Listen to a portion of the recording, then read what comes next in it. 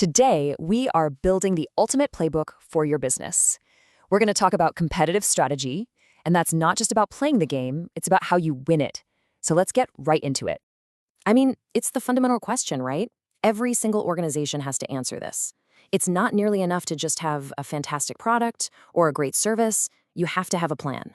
So how do you consistently outmaneuver your competition and really lock in your spot at the top? Well, the answer is having a really clear competitive strategy. Just think of it like your company's unique formula for success. And honestly, it boils down to two pretty simple things. First, knowing what your goals are, the destination.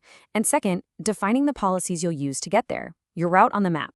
So to build this playbook, the first thing we have to do is look inward. It all kicks off with defining your own core plays. And to do that, we're going to use this really powerful model called the Wheel of Strategy.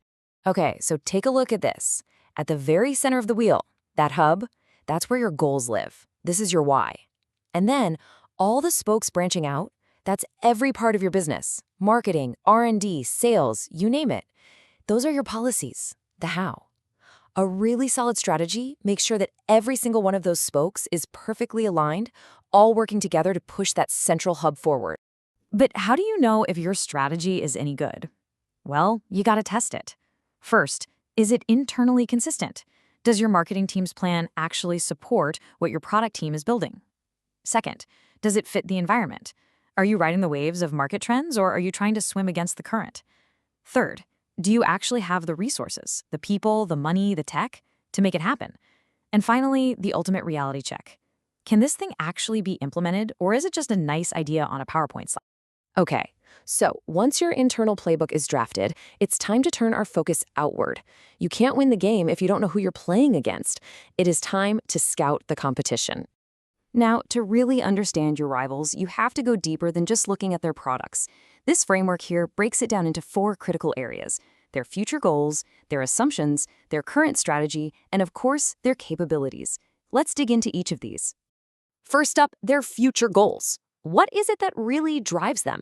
Are they chasing market share no matter the cost, or are they laser-focused on profit margins? Knowing their motivation helps you predict how they're going to react to your moves. It's kind of like knowing if your opponent is about to play offense or defense. Next, let's talk about their assumptions. What do they believe is true about themselves and about the industry as a whole? And here's the kicker. Are those beliefs actually accurate?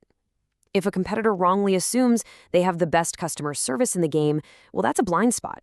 And for you, that blind spot is a massive strategic opportunity. The third piece is simple, but it is absolutely essential. What is their current strategy? You need to have a crystal clear picture of what they are doing today, right now. How are they pricing their products? What sales channels are they using? This is all about understanding their playbook as it exists in this very moment. And finally, their capabilities. What are they truly great at, and where do they fall short? This isn't just about their core strengths, it's also about their agility. Can they pivot on a dime, or are they a giant ship that takes forever to turn? Knowing their strengths and weaknesses tells you exactly where to attack and where you need to defend. So, you've defined your strategy, you've scouted your rivals. The final piece of this puzzle is understanding the field you're playing on. Because believe me, the rules of the game change dramatically depending on the industry. Just check out how the game changes. In a fragmented industry, think of a city full of local coffee shops, there's no single big player. So your goal isn't world domination, it's to find and defend your own little corner of the market.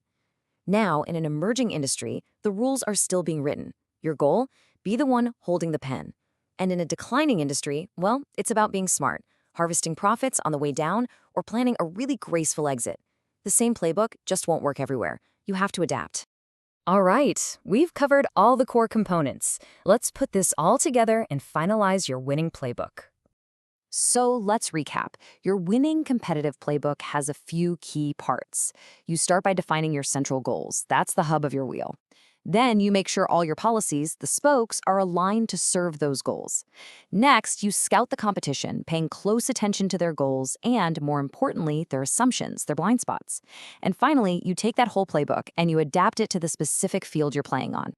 And there you have it. That's your playbook for competitive strategy. It's a clear, actionable plan for navigating your market, for understanding your rivals, and ultimately for defining how you win. You have the playbook. The only question left is, what's your first move?